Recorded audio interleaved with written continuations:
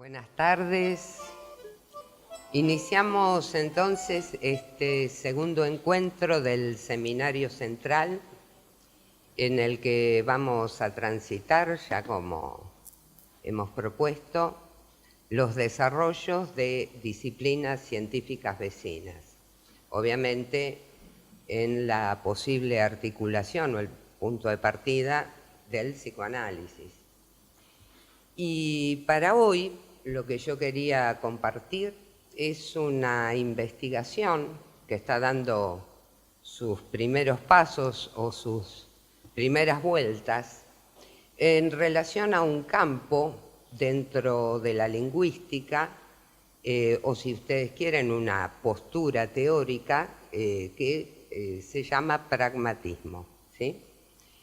De alguna forma, quisiera también primero darles algunos indicios de cómo se me planteó abocarme a la pragmática para compartir hoy. Y el punto de partida es la serie de presentaciones que brindó Alfredo durante el año pasado, finales del año anterior, en relación a la posmodernidad y el posmodernismo.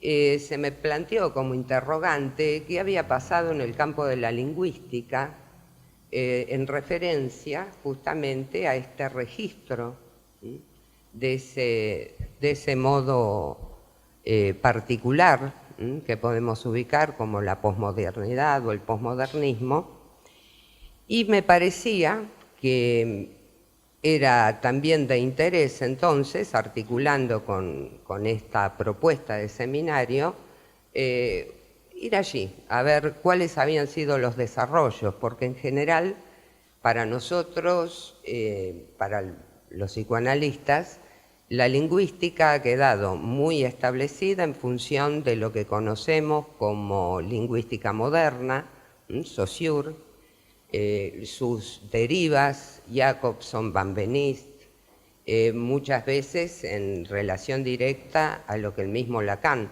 ha propuesto o ha ubicado.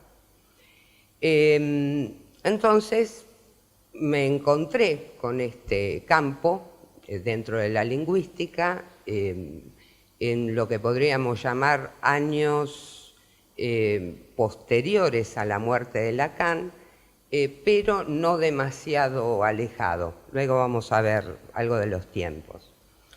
Otra cuestión que me importaba señalar también era, porque toda investigación de alguna forma se sitúa, se ordena, establece sus propios límites, y en ese sentido me parecía importante señalar que lo que yo voy a tomar como punto de referencia, si ustedes quieren de referencia fija, es nuestra posición en APOLA, claramente en relación al PIC, a nuestro programa de investigación. Porque eso de alguna forma es lo que nos va trazando ciertos bordes, las articulaciones posibles. Porque uno no puede caer en una cierta disciplina y suponer que puede abordar un cierto todo. Uno elige, pero también marca su propia referencia.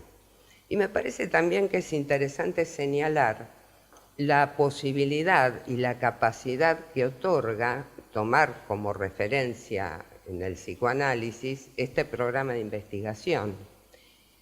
Porque en general, cuando pareciera que el psicoanálisis se asoma a alguna cuestión que no le es propia y que puede tener que ver con disciplinas vecinas o no, aún cuestiones ligadas a desarrollos, a novedades, el psicoanálisis en términos tradicionales, lo que por ahí nosotros llamamos el lacanismo, el freudismo, tiende a hacerlo desde esa concepción muy rígida, muy establecida, de universales esencialistas, que entonces me parece que el modo de pensar esos otros campos, o aún de cierto tipo de situación social, cultural, queda más en función de evaluar o de aplicar esas nociones universalistas o esencialistas, y me parece que se pierde la posibilidad justamente de una forma, digamos, de lectura que permita avances mutuos, ¿no?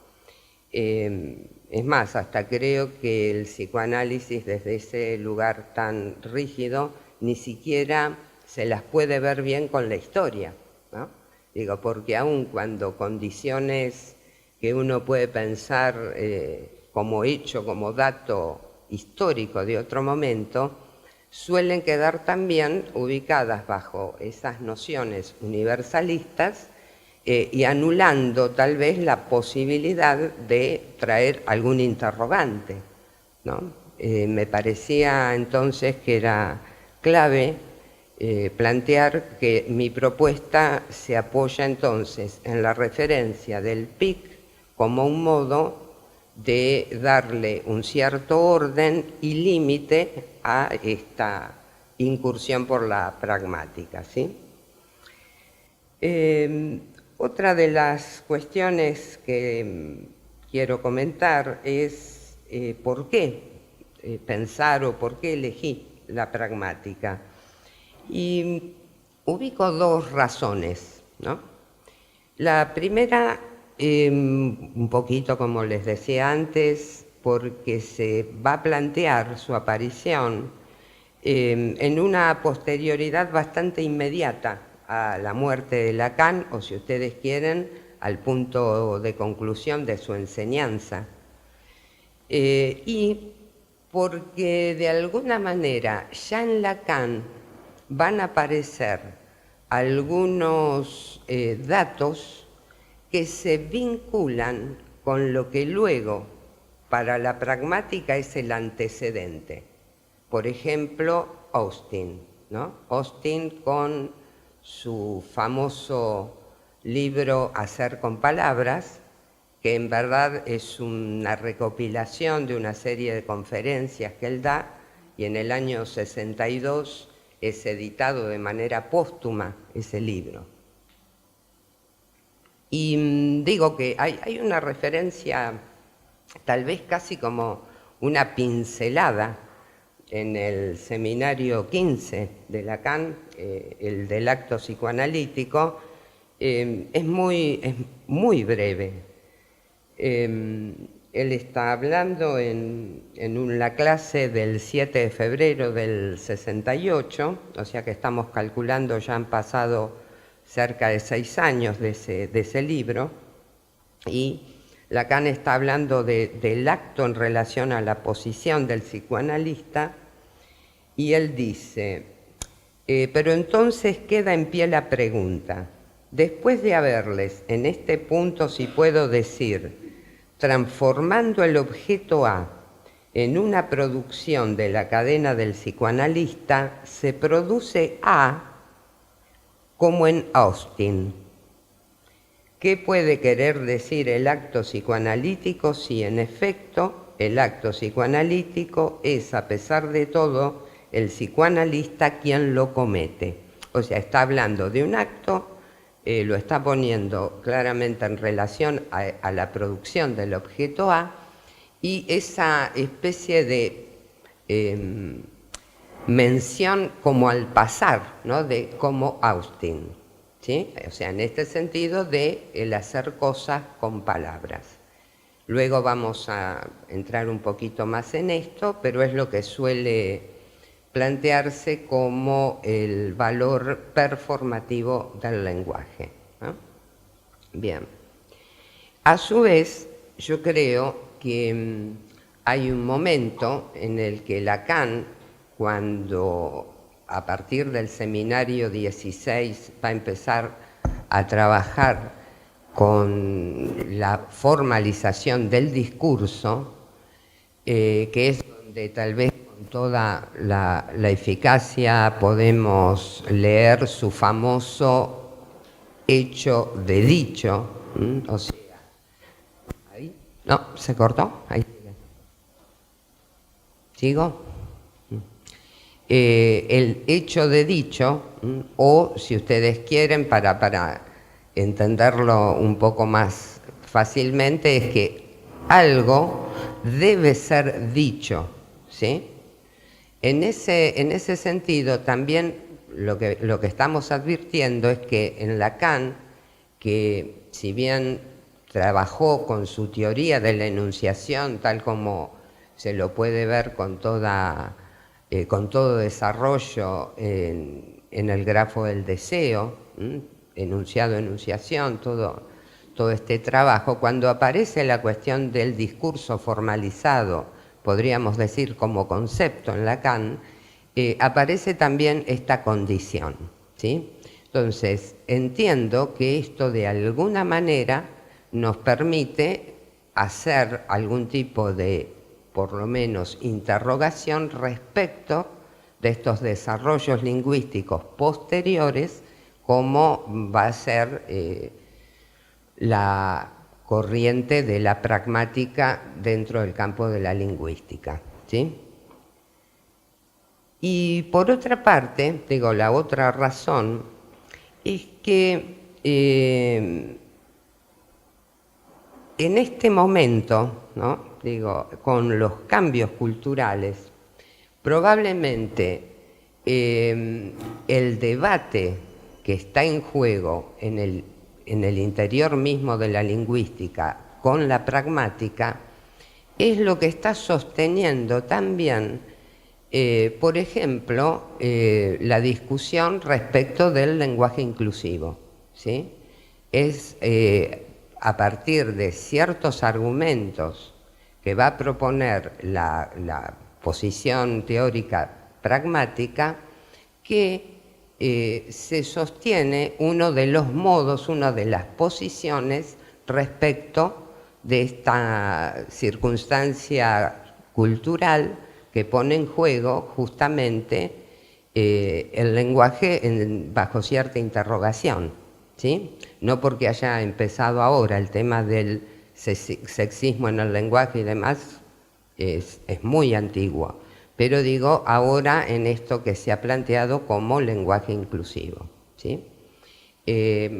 Promediando la presentación, vamos a retomar un poquito como para pensar qué posición o qué lectura se hace posible desde la pragmática, ¿sí? Bueno, y antes de arrancar, quiero por ahí compartir con ustedes cierto diagnóstico de época que hace George Steiner, el autor que trajo Alfredo la otra vez, justamente una figura ligada a la gran erudición, alguien con 4 o 5 doctorados, ¿no? Y en distintas áreas, que me parece que nos da cierta apertura de contexto epocal, planteada desde un lugar de un intelectual que de algún modo vive como presión y se resiste a cierta formulación que empieza él a advertir justamente en lo que serían los debates respecto del campo del lenguaje, figura del autor y demás. Voy a empezar, digamos, con esta apertura son amargas palabras casi las de Steiner,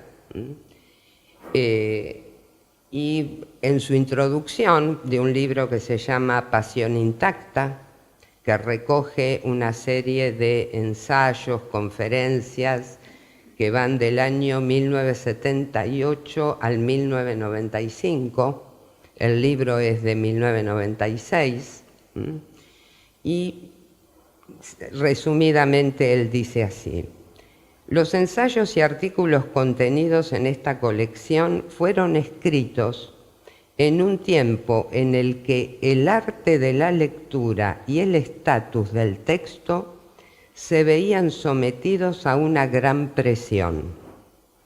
cada uno a su manera, movimientos como la teoría crítica, el postestructuralismo, la deconstrucción y el posmodernismo ponían en duda la relación entre palabra y significado y descomponían no solo el concepto de las intenciones de un autor en relación con lo que éste quiere expresar, sino la identidad misma de cualquier tipo de autoritas o individualidad creativa, ¿sí? Me parece que él está presentando justamente aspectos de lo que ingresó en un fuerte debate en relación a lo que podríamos pensar como ciertas referencias fijas. Fíjense que él está articulando además en la etimología de autor el autoritas, la condición de ese individuo que él reconocería justamente como un autor cuya intención es lo que uno va a encontrar en un cierto texto, y el texto obviamente como una referencia a cierta verdad. Eso lo dice un poquito más abajo. Dice: los textos son pretextos casuales de infinitas y arbitrarias apropiaciones, ninguna de las cuales puede aspirar al privilegio de la verdad, ¿sí? Como sigue hablando, plantea condiciones de nihilismo y cierra un poquito esta idea diciendo que todas estas circunstancias hablan de un epílogo de nuestra desconcertada cultura, ¿sí? O sea, para Steiner, lo que se vive, por ejemplo, el postestructuralismo, que luego va a aparecer en lo que desarrollemos sobre pragmática, lo que empieza a interrogar o a plantear es si la gramática debe ser algo considerado a priori del hablante o a posteriori. Fíjense lo que esto pondría como en cuestión. Si la legalidad de la gramática ya está dada, el hablante solo opera con esa condición, con esa legalidad, o si acaso no deberíamos calcular que la gramática puede ser un a posteriori en función del uso de la lengua y la variabilidad de esas legalidades. O sea, Steiner plantea algo que para él ubica una condición de epílogo de la cultura. Ahora bien, vayamos un poquito a ver qué es la pragmática. Yo me voy a centrar en un libro que es muy pequeñito, pero que sin embargo es letra chica, y fundamentalmente una muy buena síntesis, ¿no?, de los desarrollos. El libro es de Graciela Reyes, se llama La pragmática lingüística, el estudio del uso del lenguaje, y es ahí donde vamos a encontrar el eje, uso del lenguaje, ¿sí? Es un libro del año 99. Les aclaro que estuve buscando, indagando a ver si había publicaciones que pusieran, digamos, en el tapete nuevas construcciones o nuevas elaboraciones, no solo en el terreno de la pragmática, sino de la lingüística, y no encontré, ¿sí? No fue una búsqueda solitaria. Le pedí a Liliana Núñez, que es mi referencia en la cuestión libros y estos temas, la librera de la facultad, y no, bueno, me comentó de manuales, pero nada que nos pudiera plantear construcciones novedosas. Digo porque en 1999 hoy nos puede resultar No sé qué pasa con el micrófono. Sí. Sí. A ver.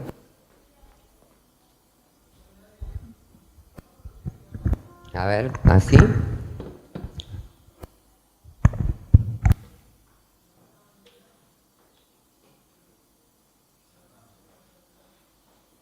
Ahí estamos.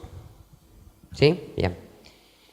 Bueno, les decía que entonces este libro ubicaría tal vez la posibilidad de poder seguir lo que yo les propondría como los elementos más básicos, ¿no?, de la propuesta pragmática. Más que nada, lo que me interesa es que podamos seguir o entender dónde trazan ellos su diferencia, por ejemplo, con lo que es la lingüística moderna de Saussure y demás, que es con lo que tendemos a estar más familiarizados. Tampoco es que la pragmática sea algo tan ajeno o desconocido. Yo creo que a todos nos van a resonar, y ya resuenan, algunos de sus criterios. Tal vez lo que podemos hacer hoy es ordenarlos un poco, ¿no? Bien.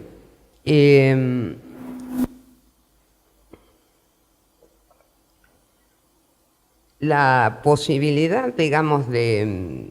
Perdón, le di 9 años más, no, es de 1990, sí. Y nos va a dar, como les decía, la posibilidad de recorrer un mapa que organiza, digamos, a la pragmática, que se va a distinguir del estructuralismo y del generativismo, ¿sí? Parte de un diagnóstico, y el diagnóstico que nos va a proponer es que finales del siglo XX, que es donde ella está parada escribiendo, digamos, va a haber diferentes corrientes, ¿no?, en el campo de la lingüística, que van a diferir en su concepción del lenguaje como objeto de estudio, y que van a depender de la creación que cada especialista haga, ¿sí?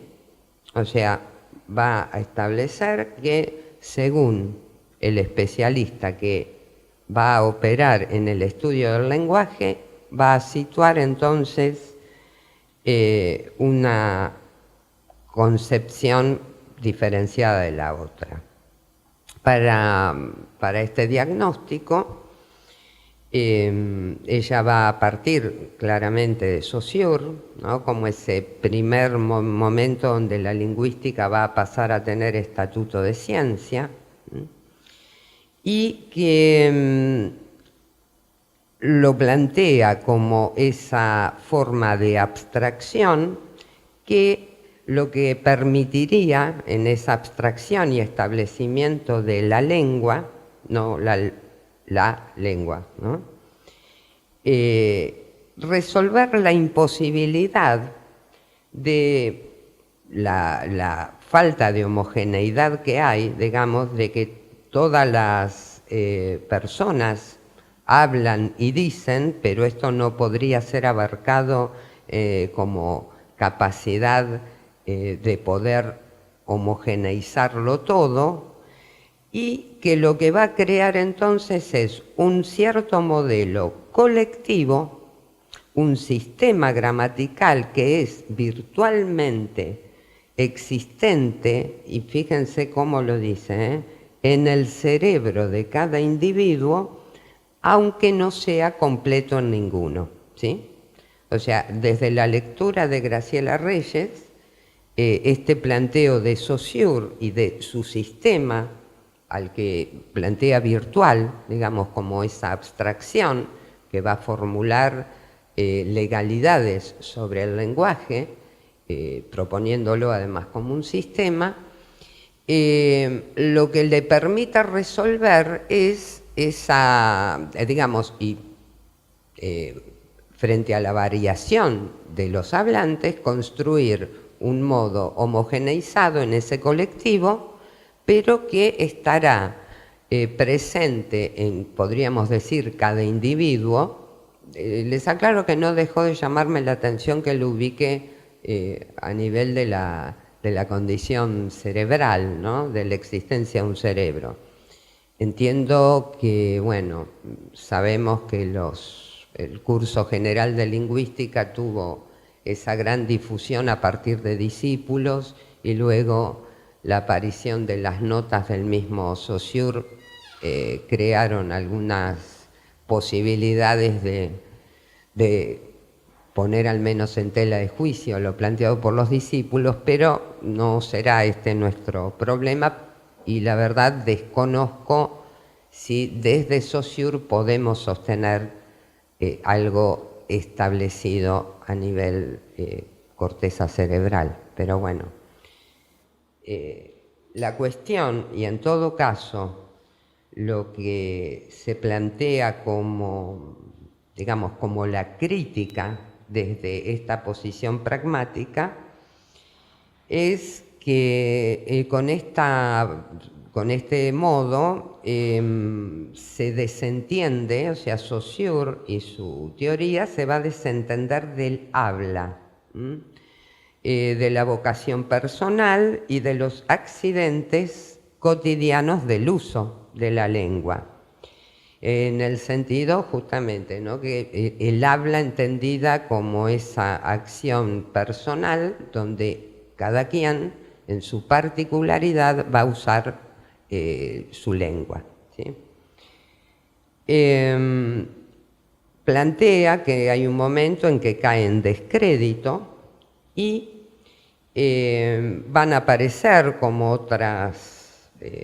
otros planteos del objeto como lenguaje de estudio, y dice que el más exitoso, al menos hasta ese momento, es el lenguaje internalizado que propone Chomsky, como un sistema de conocimiento lingüístico poseído por los hablantes que les permite producir oraciones bien formadas en su lengua materna. El punto de crítica hacia esta corriente es que las oraciones mal formadas, ¿no?, desde esta perspectiva, quedarían por fuera de la lingüística. Cuando habla de bien formadas, claramente se refiere a la condición de las estructuras gramaticales de cada lengua materna. Entonces, la crítica desde la pragmática es que todo aquello que no se pueda leer bajo ese bien formado ya no sería del campo de la lingüística. Bien, lo que termina diciendo es en definitiva que hay como un debate ligado a ideologías, ¿no?, sobre el lenguaje como objeto de estudio, y que probablemente una de las dificultades con las que se encuentra esta misma discusión es que el lenguaje se discute con lenguaje, ¿no? Les voy a leer una cita como para que también ustedes escuchen un poco la voz de la autora.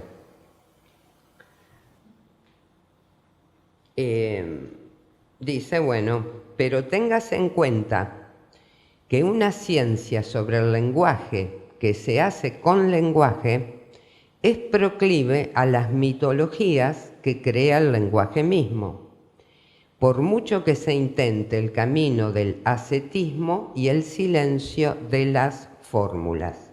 O sea, fíjense, ahí ella está poniendo su cuestionamiento justamente a lo que viene criticando. O sea, si bien hay maneras de formular y formalizar, dice, bueno, pero más allá de eso, se discute con lenguaje y justamente plantea formación de mitos, ¿no? O sea, si ustedes quieren, el carácter ficcional de la lengua, ¿sí? Bien. Ahora bien, esta condición, digamos, de debate respecto de cómo construir al lenguaje como un objeto de estudio y demás, pareciera que llega a un punto muerto donde no hay posibles decisiones, ubicando esta dificultad del lenguaje como obstáculo para estudiar al propio lenguaje, y ella va a cerrar este debate tomando lo que plantean los postestructuralistas y posmodernistas contemporáneos, que dicen: estos aceptan lúdicamente la fatalidad. Del lenguaje como de la muerte no se puede huir. El lenguaje es el lugar de encuentro entre el ser humano y el significado, o si se quiere, entre el ser humano y la realidad, ¿sí?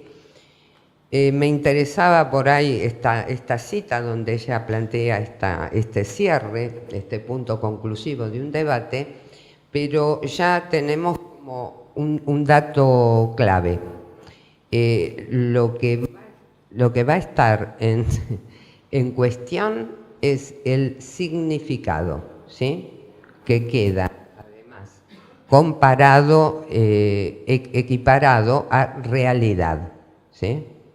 O sea, es la relación del hablante con estos aspectos.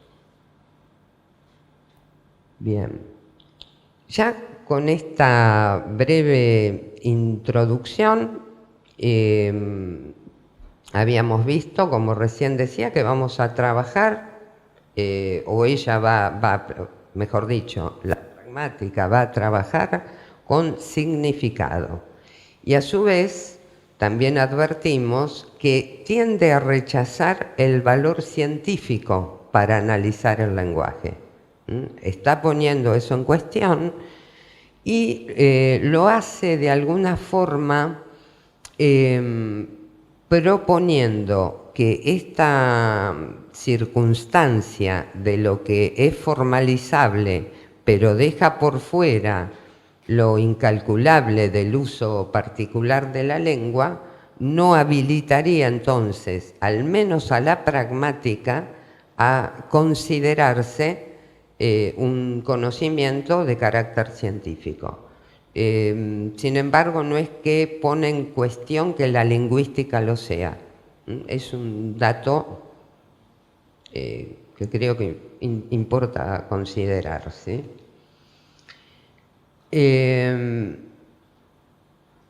Tenía acá marcada una cita que me parece que expresa algo de esto que les proponía. Pese al prestigio que tiene todavía la lingüística científica representada por el generativismo actual, hay una renovación del interés por la lingüística humanística, lo dice encomillando humanística, por el estudio de textos, situaciones y hablantes reales e históricos, por la relación entre lenguaje e injusticia social, racismo, feminidad, ideologías políticas, por el multilingüismo y la variedad en lugar del monolingüismo y la uniformidad, por el ruido de muchas voces en lugar de la nota monocorde del hablante nativo ideal, ¿sí? O sea, está poniendo en cuestión que las construcciones de la lingüística científica construirían algo así como si dijera un sujeto nativo claramente en relación a una lengua materna ideal y que quedaría desconociendo y diríamos el uso cotidiano y en su contexto del lenguaje, ¿sí? Bien. La pragmática, como decíamos hace un rato, reconoce su punto de partida con Austen y hacer cosas con palabras, Y luego dice que la apuesta, el cómo se irá construyendo es a medida que avanza en poder articular las formalizaciones con los trabajos empíricos. Los trabajos empíricos a los que ella refiere es, por ejemplo, grabar, participar de conversaciones espontáneas en distintos contextos, describiendo esto y encontrando allí lo que uno podría decir, cómo se sale o no se sale de la regla gramatical, o cómo se está usando en la alteración la regla gramatical. Y luego podemos, sí, creo que vamos a tener tiempo como para ver algunas cuestiones. Y lo que ellos, desde el pragmatismo, se va a proponer es la relación del uso-creación de las lenguas diarias, ¿sí? La propuesta es esa, que cuando se usa la lengua en lo cotidiano, tal vez no cuando se escribe, donde alguien para escribir e intentar que ese texto sea comprendido o llegue a determinada cuestión, claramente hay un cuidado y una precisión. Sin embargo, ella plantea que en el uso coloquial el hablante no solo ubica la legalidad gramatical, sino que va haciendo un uso creativo, que entonces va como siendo parte de lo que a veces uno advierte, que es el movimiento, los cambios, ¿no?, en las lenguas. Ahora bien,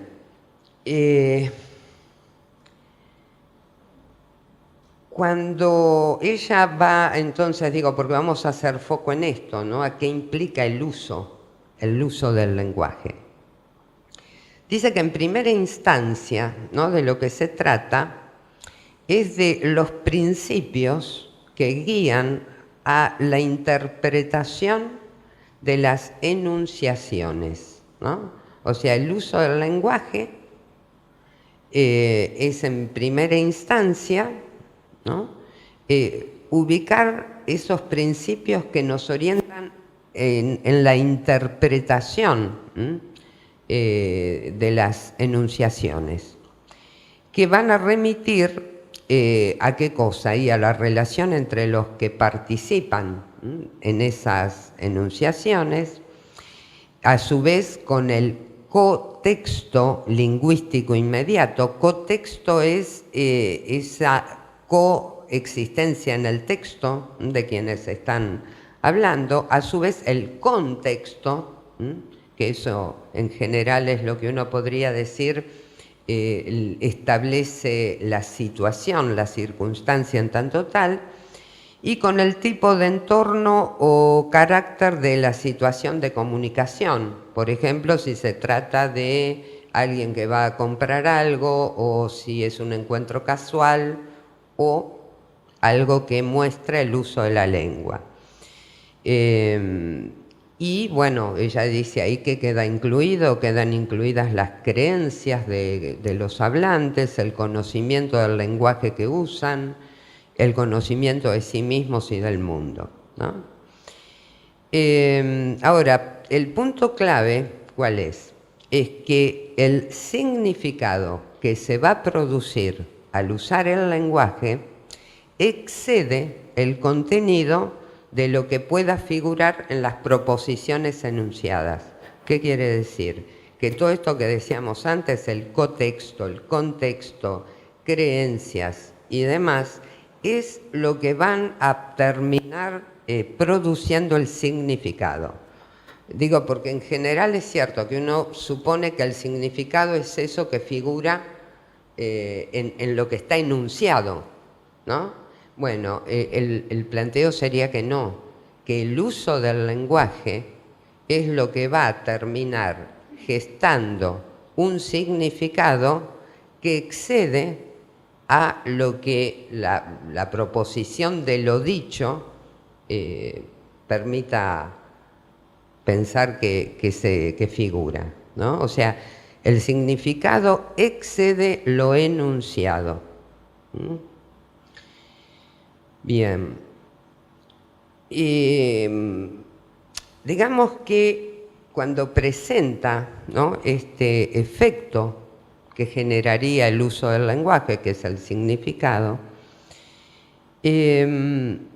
va a situar que esos actos de comunicación son acciones que van a modifican la realidad, modifican al que está hablando, al que recibe digamos, ese enunciado, pero con un valor de significado, y es en ese punto donde esa condición, digamos, de un lenguaje pensado en su dimensión performativa ya no en los actos habituales que uno tiene ubicado como el valor performativo de la lengua cuando alguien jura o cuando alguien pronuncia algo que tiene un carácter de cambio, por ejemplo, de situación, ¿no? El que acepta, por ejemplo, en una acción de un acto matrimonial, ¿no? Bueno, que cambia en esa instancia un estado civil. Ya hay como planteo que el valor performativo de la lengua es sencillamente por el solo acto del habla, ¿sí? Entonces, en este sentido, es entendido que un dispositivo que además apunta a lo comunicacional tiene efectos de acción, de acto en la realidad y entre los que participan, claramente.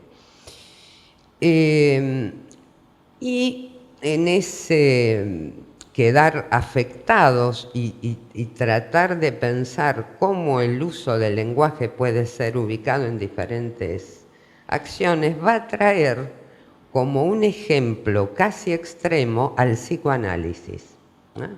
Y siempre creo que es interesante para nosotros saber cómo piensan desde esas otras disciplinas que nosotros visitamos, ¿no? Cómo nos piensan. Fíjense,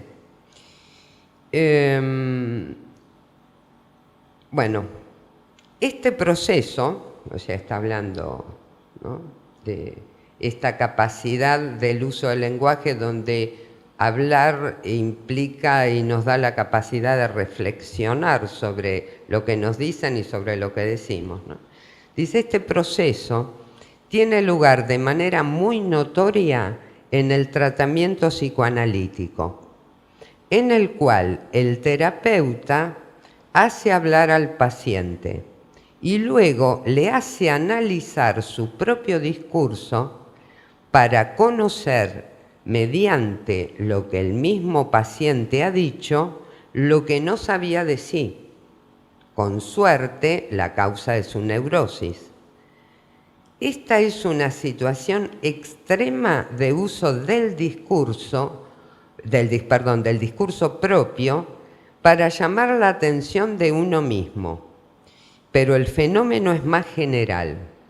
Todo acto lingüístico incluye reflexiones metadiscursivas que son indispensables para su eficacia y todo hablante habla con varias voces, sin contar la del inconsciente, ¿no? Luego, al final del libro, ya se va a ocupar de la polifonía, Bakhtin y demás. Pero, bueno, como habitualmente sucede, Lacan es ignorado, desconocido, ¿no?, de una manera impactante. No porque supongamos que, que sea obligatorio, pero alguien que planteó al inconsciente como estructurado como un lenguaje, como discurso del otro, es por ahí por lo menos llamativo, ¿no? No para correr, digamos, y que la lingüística trabaje con la noción de sujeto lacaniano, pero seguimos siempre con esa hipótesis de un cierto individuo que va, que habla, ¿no? En este caso, la novedad es que aparece la idea de un discurso analizado, claro, pero ¿no? Que toda la cuestión del sí mismo. Seguimos pensando en el término de dos individuos, ¿no? Pero ahora aparece la polifonía, donde además está también la voz del inconsciente. Pero bueno, yo creo que esto a nosotros nos permite pensar mucho, digo, porque para a veces poder debatir esto nos lleva, nos exige afinar mucho más nuestras propias consideraciones, ¿no? Bien. Y por otra parte, es un poco también, creo yo, que deja al psicoanálisis como uso extremo y no lo vuelve a mencionar en todo el libro, porque ella va a situar que es evidente que hay una diferencia entre lo que decimos con intención y la intención que desconocemos al hablar, ¿sí? Esto lo da por existente. Sin embargo, lo que nos aclara, o lo que va a aclarar, es que la pragmática se concentra hasta el momento, dice, en el análisis de lo que se produce como significado intencional. O sea, a la pragmática no le interesa como foco, como interés de estudio, digamos, todo lo que venga a situarse más allá de la intención en el decir, ¿sí? Estoy viendo que son 3:30, que yo tenía ganas de que tengamos algún intercambio, así que por ahí voy a... Disculpame, Sí, dale. la pragmática no tomaría en cuenta el fallido. ¿Cómo? A ver, anda. Eso, decía que entonces la pragmática no toma en cuenta el fallido. Según si seguimos su propio discurso, sería que no escucha la voz del inconsciente, ¿no? Digo, esa voz, no. No, bueno, es verdad que el planteo es uso del lenguaje bajo estas circunstancias, producción de significados que van a ser los intencionales, lo que se quiso decir. Igual hay algo que van a ver que no es tan así.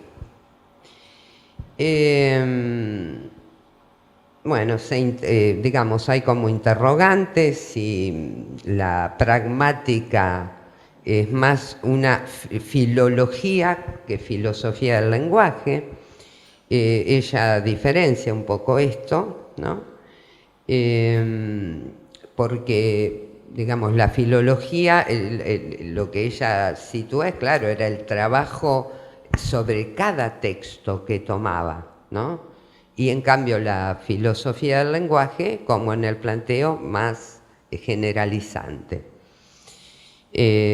Bueno, por ahí esto lo paso rápido porque, bueno, siguen igual tomando categorías que provienen tanto de la filología, de la filosofía del lenguaje, como puede ser estudiar o tomar en cuenta acto de habla, presuposición, implicatura, deixis, digamos, todos esos elementos que configuran las categorías con las cuales se estudia. Ellos también lo hacen, lo toman, llaman a esos indicadores en el enunciado de una enunciación deixis, pero en el sentido, la deixis es lo que marca la condición de quien enuncia, quien dice, que puede ser el yo, porque da condición, digamos, de quien habla, pero también de lugar,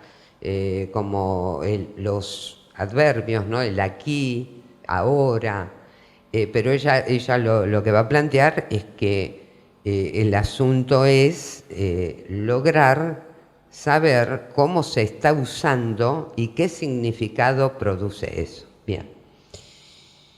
A ver si avanzo un poquito. Bueno, esto me parece que es interesante porque despeja algo de estas posiciones de la diferencia, porque están las competencias, ¿no?, de cada disciplina dentro de la lingüística, que se ocupa de los subsistemas, dice, ¿no?, del lenguaje, que podrían llegar a pensarse como autónomos. Entonces, para estudiar estructuras de significados se puede recurrir a la sintaxis, a la semántica y a la pragmática, ¿no? O sea, fíjense, lo ubica como una categoría de análisis diferencial.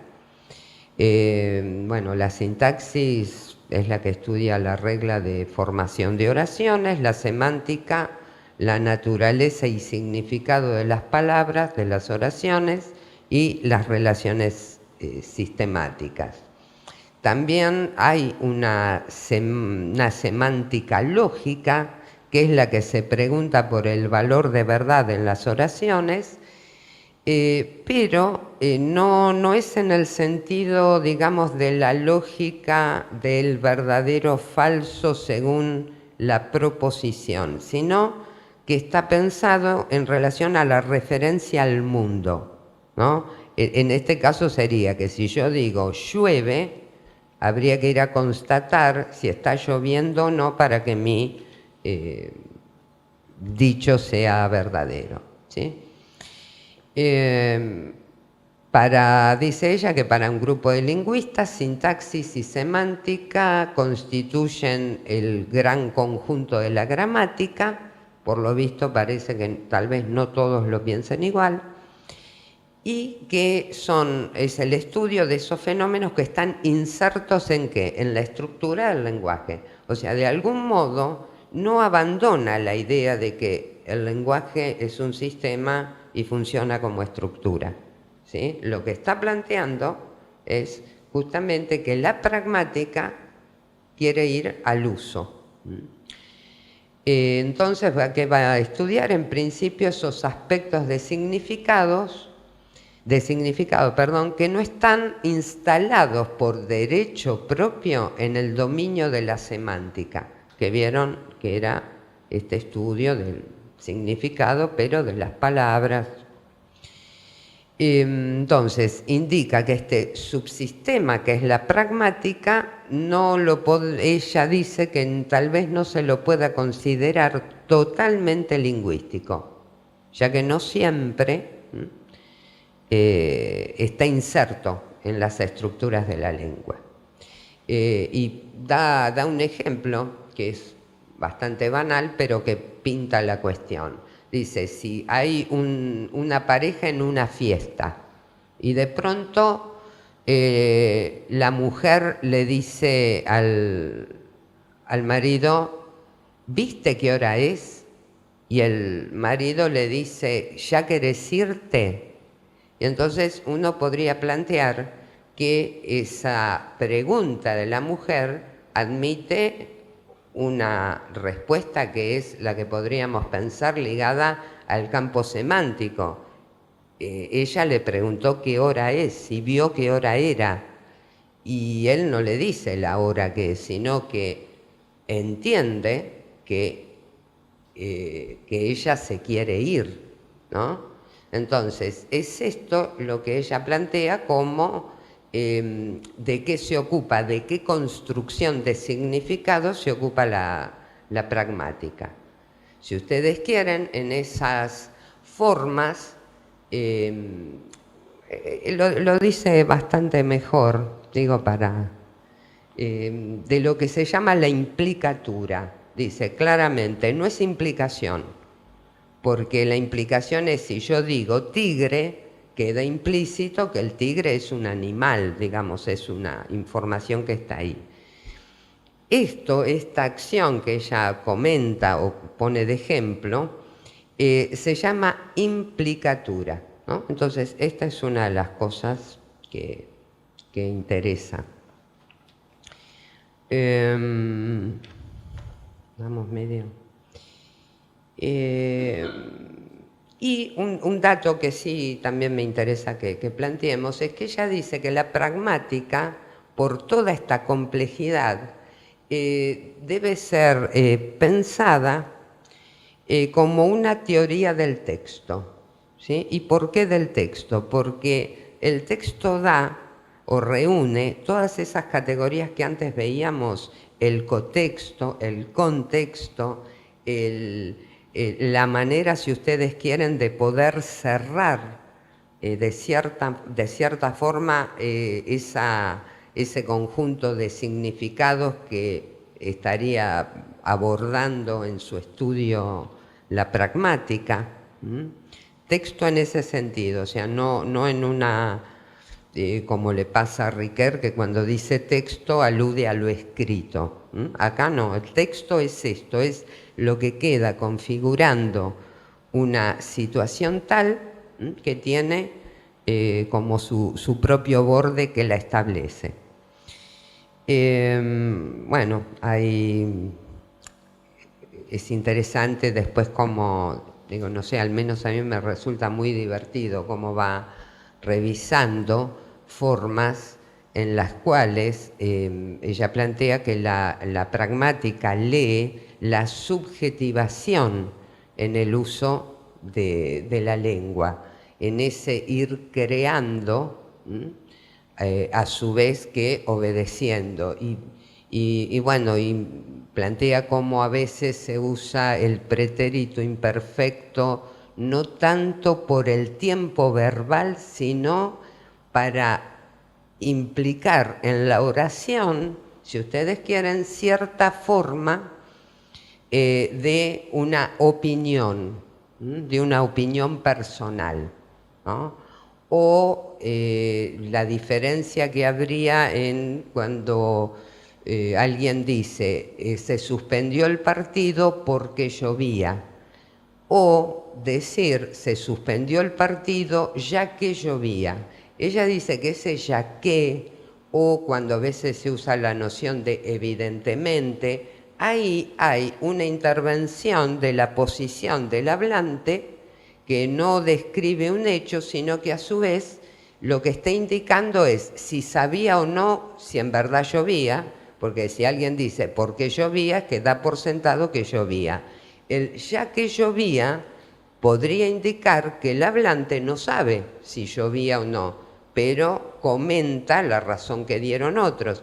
Hay una serie de ejemplos que no me quiero detener ahí, sino que lo que quería era presentarles en qué se apoyan, a dónde van, y recordemos entonces, es en lo que llamaría una cierta operación de texto, es una teoría de texto que plantea el uso del lenguaje en esa condición de creación, o sea, obediencia y creación, y es acá donde me permito entonces traer esta condición que por ahí se ha dado con el tema de lenguaje inclusivo, ¿no? Que probablemente uno de los puntos en que esto parece aclararse de alguna forma es cuando desde cierta posición de analistas de discurso o de lingüistas posicionados en la pragmática, dicen que el error sería suponer que es una discusión lingüística, ¿no? Y que se trata, en todo caso, de una condición de discurso.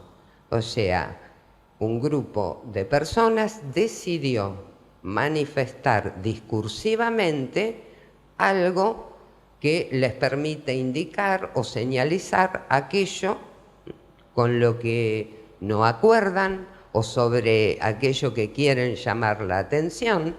Por eso decían, no solo no podríamos pensar que va a tener como una nueva regulación, dice, porque se puede escuchar a alguien que va diciendo todes y que luego por ahí no lo utiliza y que después vuelve a aparecer. Entonces, desde esta perspectiva, el tema no es que alguien hable en inclusivo, sino que es un uso de discurso para poner de manifiesto un dato de un malestar o de denuncia, ¿sí? Digo, porque una cosa era los debates que sí hay sobre el lenguaje, si es sexista, si no lo es, si el género es gramatical, por qué habría que ubicarlo respecto de las anatomías de los hablantes. Bueno, digo, esa es una cosa. Entonces, desde esta propuesta, la hipótesis es, se trata de algo que lo que hace es usar el lenguaje para poner de manifiesto una protesta, un malestar, ¿sí?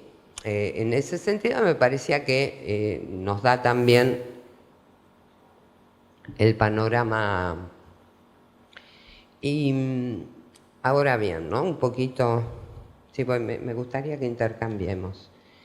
Había traído un artículo breve como para cerrar, ¿no? Abríamos con Steiner y su diagnóstico de época y un artículo más ligado al análisis literario que se llama La soledad era esto y la posmodernidad, de David Ruz Velasco. En verdad, La soledad era esto es el título de una novela de Juan José Millás, ¿no? Y de alguna forma el planteo donde él analiza es en la cuestión de la narrativa, que justamente es otro lugar donde poder situar cómo está operando el lenguaje, pero en este sentido lo que él va a articular es como con una construcción epocal, ¿no? Y para hacer una supersíntesis, lo que él advierte es que lo que se genera es como una fragmentación de la identidad y una conmoción de la realidad, ¿no? Como que en este tipo de narrativas lo que va apareciendo ya no es la condición de un personaje, de un sujeto literario bien compuesto, que puede ser bueno y malo, etcétera, sino algo que pone en crisis la idea misma de una identidad y por lo tanto, dice él, de la misma noción de realidad. Me interesaba cerrarlo porque es un poco, nos encontramos con lo que planteaba Steiner, ¿no? Esa conmoción de la identidad, el autor ya no es el autor, la verdad del texto ya no quedaría ligada a ninguna intención de nadie, etc. Y por último, ¿no? Si uno piensa estos devenires, ¿no? El campo de la lingüística y la narrativa, y vemos justamente que se apoya en este nivel que es los significados, está allí su nivel de análisis. Como si fuera problematizar, ¿no? El producto generado entre el lenguaje y su uso en la diversidad de hablantes, contextos o producción de un texto. Es evidente esto también para nosotros que el significante, ¿no? Como categoría, como hipótesis, ha quedado exclusivamente ligado y de manera excluyente, ¿sí?, a la lógica de la enseñanza de Lacan y a lo que nosotros sostenemos en el PIC, ¿no? Con esto, como decía hace un rato, no es que yo pretenda que en la pragmática se tomen las categorías, pero sí me importaba distinguir esto, ¿no? Ya en su diccionario sobre las ciencias del lenguaje, Ducrot y Todorov señalaban que había sido Lacan y Derrida los únicos que habían tomado como decisión, digamos, en relación al signo saussuriano, la posición de sostener el significante. Y en Lacan, claramente, en esa descomposición del signo, y uno podría decir, en la pragmática, lo que ha hecho es, tomó la otra dirección, trabaja con el significado, desconociendo, o por lo menos no apareciendo como elemento de su interés, la noción de significante. Creo que la entienden en todo caso como esa parte que compone al signo saussuriano y, es más, cuando toman significado, exceden también claramente esa composición del signo en Saussure, ¿sí? Fíjense el carácter que adquiere, ¿no? Bueno, con esto yo cerraría esta presentación.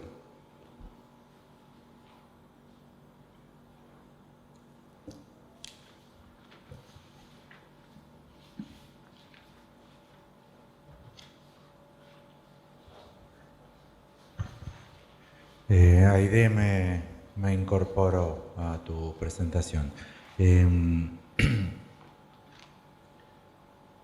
Para señalar dos problemas, al menos, resueltos por Graciela Reyes de una manera al estilo Bertrand Russell. Bueno, las paradojas de este tipo las anulamos como inexistentes y ya está. Las decretamos como inexistentes, que es un tipo de solución. Sí. El primero es el intento de resolver ella la cuestión de las fórmulas en lenguaje, en lingüística, las fórmulas en lingüística, porque es una solución, está muy presente, casi absolutamente presente en el lacanismo, y igualmente es lenguaje. Entonces sería el lenguaje con lenguaje. Pan con pan, comida de sonso, es lo mismo, es pan. Cosa que es una solución muy compleja a un problema milenario, que es el problema de las matemáticas. Por ejemplo, no es tan fácil decir que pi sea lenguaje. ¿Qué quiere decir? Que 3 puntos, ¿se acuerdan, no? 3.1916 puntos suspensivos. Con las computadoras actuales esos puntos suspensivos llegan a 1000 dígitos, pero sigue. O sea, el problema del número, los números irracionales, los números reales. O sea, eso me parece que es el problema de reducir todo al lenguaje. Entonces todo es lenguaje, la lógica es lenguaje, la matemática es lenguaje, psicoanálisis es lenguaje, todo es lenguaje. Y me parece que es una solución a un problema que merece al menos quedar abierto. Incluso ustedes saben que se habla de lenguaje de la matemática. Claro. Y ahí viene el problema, pero eso es lenguaje. Bueno, que es el problema en juego del matema de Lacan y la lógica de las fórmulas, resuelto muy pobremente. Es lo mismo, es igual, ese minguito tinguitela. Y la otra argumentación también muy típicamente psicoanalítica, o sea que nosotros tenemos que hacer un trabajo doble para analizarlo, es que el sujeto es siervo del lenguaje, una fórmula de Lacan, en ese sentido obediente, y el acto creativo del lenguaje, o sea, en el cual todo sujeto hablante es desobediente de todo lo que implica la normativa del lenguaje, pero siempre es individualista. Las dos consideraciones son absolutamente individualistas, ya que omiten el problema de que uno puede estar siendo hablado por el otro. O sea, algo tan sencillo como, ¿pero por qué dijiste eso que dijiste? No sé por qué lo dije, entonces con lo cual uno fue hablado, ni obediente ni desobediente, y en un sentido mucho más sencillo todavía, que uno puede estar hablando del otro, no de sí. Que el analista puede hacer una intervención a partir de la cual, con el texto producido, que es muy ingenuo que Graciela Reyes diga qué es lo que dijo el analizante. Sí. Que Graciela Reyes diga eso, cuando uno podría decir, pero ¿lo dijo el analizante o lo dijo el analista con su puntuación? ¿Quién lo dijo? O sea, una filóloga de la carrera de Graciela Reyes, realmente es como son esas soluciones de... Con lo cual me da la impresión que Lacan no puede entrar tanto por el lado de lo real, el número es lo que accede a lo real, y por el otro lado porque todo su análisis de servidumbre y creatividad es siempre individualista, o sea, ella no concibe la existencia, sería milleriana, es como si Graciela Reyes dijese el otro no existe. Solamente hay sustancias gozantes que manifiestan siempre insuficientemente, ¿no? Al menos seguro esos dos bordes convienen para nosotros destacarlos porque no es que estén resueltos. O sea, no es que yo haya avanzado en nada de qué es el lenguaje matemático o cómo entender la inconmensurabilidad de la diagonal con uno de los lados del cuadrado. El problema tiene 2500 años. Pero el problema está. Y no es un problema del griego. O sea, ni de los tipos, ni de la gente griega, ni del lenguaje griego. En cualquier lenguaje concebible es inconmensurable en el sentido de los números que se manejaban en la época de Euclides, la diagonal con un lado. Sí, es más, obviamente yo no toqué todos los puntos de su argumentación y la forma, digamos, la condición que uno advierte es esa, la de individuos que hablan, ¿no? Otra vez la sociedad de individuos. Y en todo caso, cuando plantea este tema de si es con la gramática a priori o a posteriori, el modo de resolverlo es, creo leerlo así, como universo de discurso. ¿Qué quiere decir? Que la situación dada no va a plantear referencia alguna, y por más que nosotros no trabajemos con la idea de la mimesis, ¿no? O sea, de una referencia previa extralingüística, sí sabemos que al menos, y lo recordé cuando decías esto de lo real, ¿no? De Lacan no ingresa, justamente que para nosotros la referencia que se construye tiene que ver con la formulación de un real, no de un real en el sentido de lo preexistente, ajeno a la lengua, etc. Pero no trabajamos con la idea de hipótesis, o sea, perdón, de universo de discurso, ¿no? Y que me parece que es a donde termina conduciendo este modo de pensar, lo que llamaríamos esa cosa coloquial, ¿no? Que es entre algunos en una región tal o cual, pero justamente que cierra la cuestión.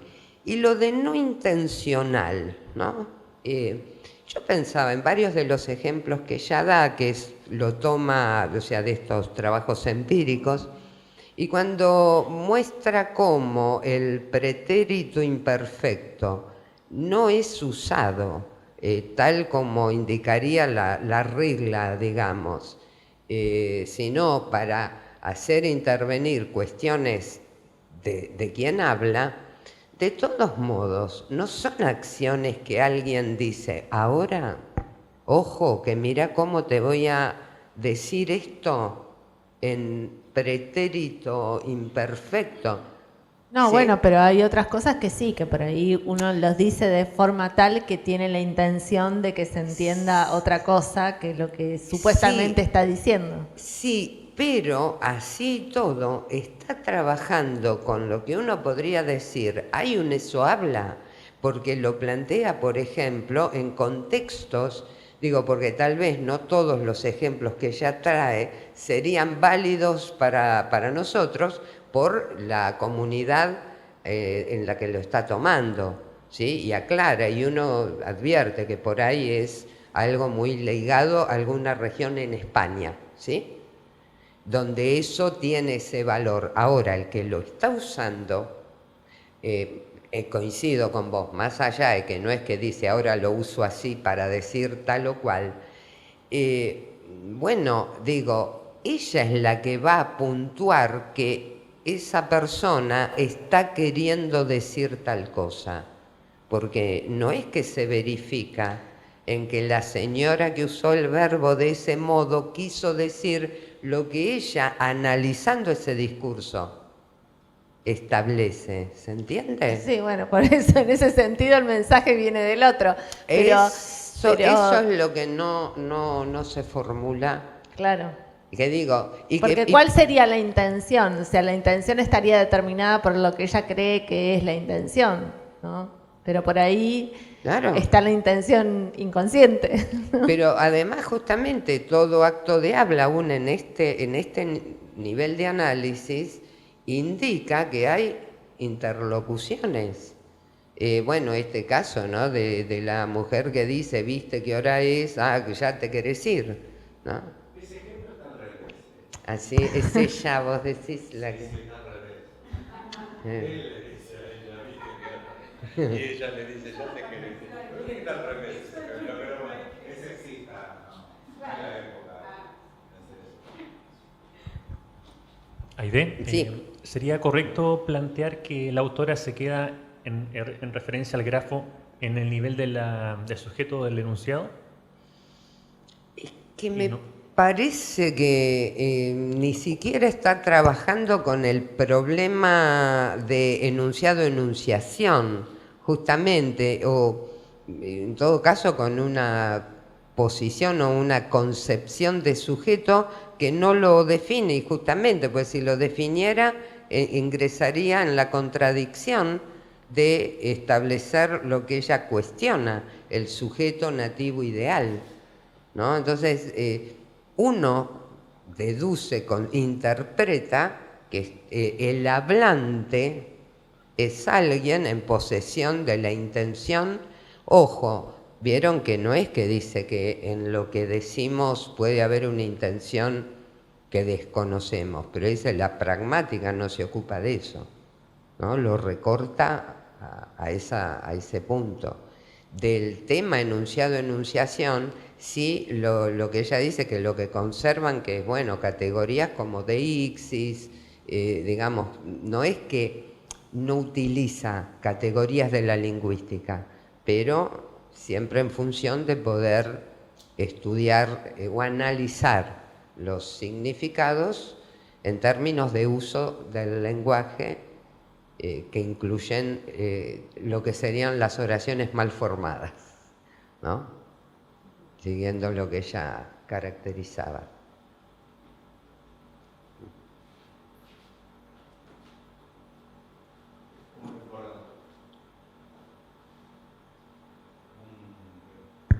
Un recordatorio, porque la tradición en esto no funciona muy mal. Función y campo de la palabra y el lenguaje fue una desgraciadísima traducción, Sí, que quedó como canon, porque Lacan utiliza parole, y parole en francés es habla y palabra. Y si uno revisa función y campo, me parece que es mucho más evidente que Lacan habla del habla, con palabra, que fue la traducción que nunca se revisó. no. Pues increíble, ¿eh? Después de 50 años, 1953, después de 50, 60, 70 años, el malentendido del título, porque es al menos ambiguo, me parece que deja el problema anudado a Freud, el psicoanálisis como técnica de palabra, y ahí sí tenés de vuelta al hablante y erradicado al otro, porque si es palabra, el otro tiene un ingreso muy difícil. Si es habla, el otro está metido con las dos patas. Antes, después, interpretando, diciendo, siendo comentado, comentando. Todo el delirio de nuestras cabezas queda subvertido. Pero se sigue circunscribiendo a esa idea. Es más, me trajiste a cuento algo que había pensado también mencionar, que cuando aparece en la traducción del seminario 16 e igual en el 17 un discurso sin palabras, en verdad es un discurso sin habla, que fíjense justamente que es ese punto de subversión que hace Lacan con la concepción del discurso en ese momento, en ese diálogo con lo que empieza a instalarse como interés, al menos en Francia, sobre discurso, ¿no? Que es, el discurso es algo que alguien acomete, ¿no? Si ustedes quieren, como acto de habla. Y en el discurso sin parole, es eso, es un discurso sin habla, que no es la acción de el sujeto de la lingüística, ¿no? Claramente lo mismo que en esa otra frase donde dice dispensamos al que está ahí hablando de sostener lo que dice en términos de decir él lo que dice, ¿no? En esa vuelta.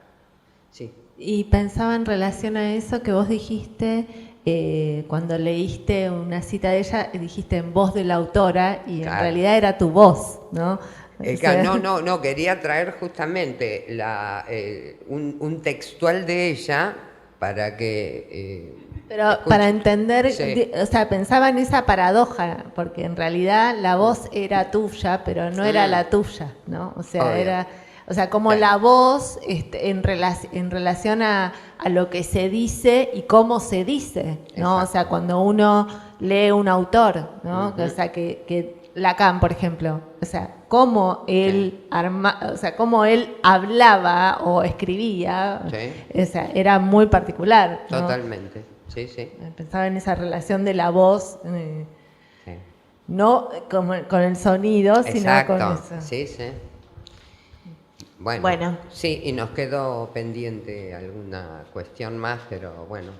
¿Qué seguiremos. cuestión? No, lo de la polifonía y demás, que yo creo que nosotros trabajamos ahí donde la polifonía se pone disonante, ¿no? Digo, porque en estas voces, en los textos, ¿no? Pero bueno. Sí, o a veces cuando es tan una, ¿no? Tan unísono. Claro, Ay, qué también. raro. Está Sí, bien. pero re interesante. Me pareció muy bueno para pensar nosotros en lo que decimos, ¿no? El acto de decir lo que Claro. implica para nosotros todo el tema del lenguaje, ¿no? Exacto. Así que Muchas bueno, gracias. si les parece entonces cerramos acá. Claro.